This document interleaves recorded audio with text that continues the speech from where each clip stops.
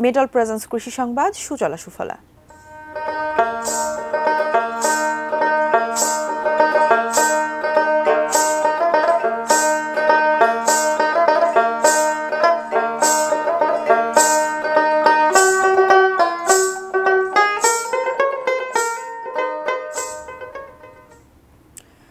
পার্বত্য এলাকায় জুম ফসল তোলায় ব্যস্ত জুমিয়া পাহাড়িরা। তুলনামূলকভাবে এবার ফলনও বেশ ভালো হয়েছে, ফলে খুশি জুম চাষিরা। খাগড়াছড়ি প্রতিনিধি আবু দাউদের তথ্য ছবিতে ডেস্ক রিপোর্ট। ৩ পার্বত্য জেলার পাহাড়িদের ঐতিহ্যবাহী চাষাবাদ পদ্ধতি হল এই জুম চাষ। পাহাড়ের চূড়া ও ঢালুতে এপ্রিল ও মে মাসে জুম চাষ শুরু করেন চাষিরা। ধান, ভুট্টা, কাকন, মারফা, মরিচ, আদা, হলুদ সহ বিভিন্ন সবজি চাষ করেন তারা।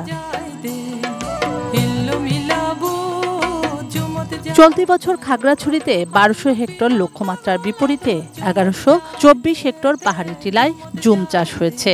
ধর্মীয় রীতিনীতি ও পূজা অর্চনার মধ্য দিয়ে শুরু হয়ে গেছে জুমের ফসল তোলা। ভরা মৌসুম, তাই ব্যস্ত জুমিয়া পাহাড়িরা। এই বছর জুম ভালো হয়েছে।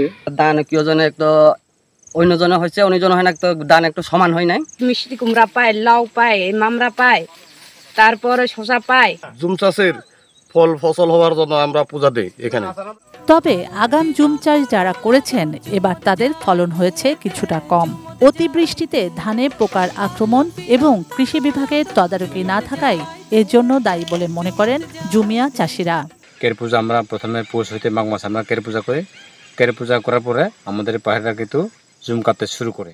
আমার ধান পোকা ধরছে, এই কারণে কৃষি বিভাগ কোনো আমাদের ধানকে দেখতেও আসে নাই। পাহাড়ে উচ্চ ফলনশীল ফসল চাষের পরামর্শ কৃষি বিভাগের, সেই সঙ্গে জুম চাষের দিকে গুরুত্ব দিতে মাঠ পর্যায়ের কর্মকর্তাদের নির্দেশ দেন এই কৃষি কর্মকর্তা। আমাদের প্লেনল্যান্ডে যেভাবে কাজ করে সমতলে, সেইভাবে কিন্তু জুমে তারা যায় না। তো আমি এই বিষয়টা অভিযোগ আকারে পেয়েছি, তবে আমি আশা করি আপনাদের কাছে আগামীতে তারা জুমে যাবে এবং আমরা তাদেরকে এই বিষয়টা বাধ্যতামূলক করে দেব। শুক্লা সরকার, ডেস্ক রিপোর্ট, এটিএন নিউজ।